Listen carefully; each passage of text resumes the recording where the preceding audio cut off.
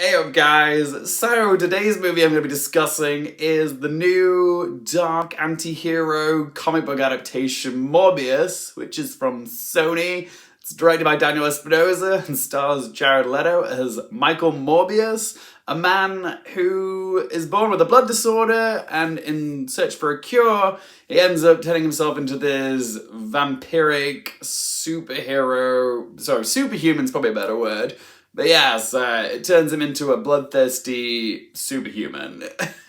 Yeah, this film was something, let's say that. I think it was pretty obvious from the early footage of this film and the fact that it got delayed so many times, and also how the embargo for journalists was so small that Sony knew that what they had in their hands wasn't a good film. And I'm just gonna say, it's not a good film. I was so utterly bored watching this film. And it's a comic book movie. God, this film, it feels like it's from the early thousands or something. It's just a very generic, basic origin story with just like really dodgy looking visual effects. And it's so haphazardly put together in the way that it's edited that it just really is a laborious watch. In terms of positives, weirdly, I actually thought Jared Leto was okay in this movie. Normally, I'm not a big fan of Jared Leto's work. The last few movies he's done have just really irked me. At least in this movie, he's not cranking up to an 11. He's actually quite restrained here. He's not like annoying as Dr. Michael Morbius.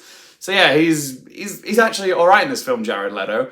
Matt Smith, bless him, he looks like he's having fun.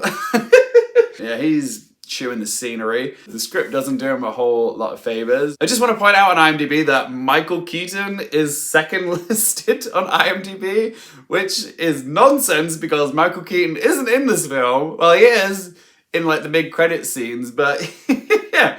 All the advertising for this film has been a complete lie. There's so many clips from the trailer that aren't actually in the final product. Like, this has really been butchered in the editing room, this film. You can tell, it just shows in the end product. The proof is in the pudding.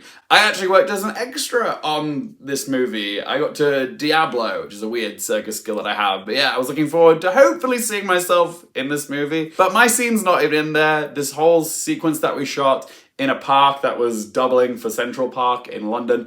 Yeah, it's completely gone. That we were all running around for a day. It's not there. I guess that's one of the positives that I can say about this film is that it was primarily shot in London, this film, but it's set in New York, and they do a pretty good job of disguising London as New York. Oh, this film is just messy. Like, it also ends so abruptly. Like, the finale action-packed showdown it's just a bunch of blurry, frantic CGI blobbies fighting at each other in the most boring fashion. Like, you can't really see what's going on. It's just, it ends so abruptly. And also, there's a bunch of like character deaths in this movie, and none of them land with any impact, because you just don't care about any of the characters. That's the sad thing. You don't feel invested in any of the characters, what's going on in the story. It's all frantically chopped together, and it's confusing what's going on in the movie. Like, it's all over the place, it's ugly. I'm just gonna be honest, I didn't like this film. I don't think a lot of people are gonna like it either. It's gonna be panned by critics. I think audiences are just as likely to dislike it. So I might as well just ask those three questions. Firstly, would I watch it again? No. Question 2, do I recommend it for you guys? As much as I want to encourage people to go back to the cinema and support cinema, this movie is just awful. Yeah, I'm sorry, like, it's just complete, utter garbage, and I don't think it's worth wasting money on. I'm sorry, so no, I don't recommend it. And question 3, what score to give out of 10? This is by far one of the worst superhero movies I've ever seen.